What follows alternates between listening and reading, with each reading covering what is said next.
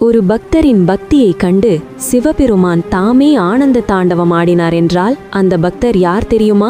ஏன் அவர் தன் கால்களால் அல்ல கைகளாலேயே கைலாய மலைக்கு நடந்தே சென்றார்? இது உலகம் போற்றும் உன்னத சிவபக்தை காரைக்கால் அம்மையாரின் தெய்வீக கதை.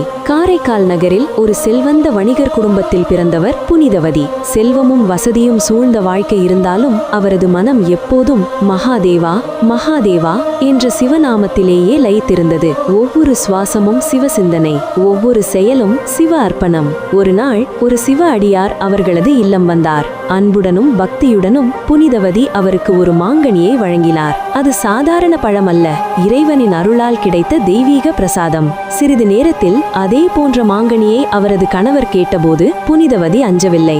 முழு நம்பிக்கையுடன் ஈசனை வேண்டினார். அடுத்த கணமே அவரது கரத்தில் தோன்றியது மற்றொரு அற்புதமான மாங்கனி. அந்த அதிசயத்தை கண்ட கணவர் அச்சத்தில் உறைந்தார். இவர் சாதாரண பெண் அல்ல என்று உணர்ந்து பயத்தால் அவரை விட்டு விலகினார். அந்த நொடியிலேயே புனிதவதி உலகியலை முழுமையாக துறந்தார். மகாதேவா, இந்த அழகான உடல் உங்கள் பக்திக்கு தடையாக இருக்கக்கூடாது.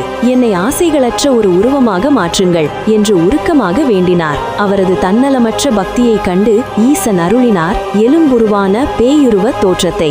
அன்றிலிருந்து அவர் காரைக்கால் அம்மையார். கைலாயம் செல்ல முடிவெடுத்த அம்மையார், இறைவனின் புனித மண்ணை என் கால்களால் மிதிக்க மாட்டேன் என்று தீர்மானித்தார். தலைகீழாக நின்று தன் கைகளாலேயே கைலாய மலைக்கு நடந்தே சென்றார். அந்த உச்சக்கட்ட பக்தியை கண்டு வியந்த சிவபெருமான் அவரை அன்போடு அழைத்தார். அம்மையே.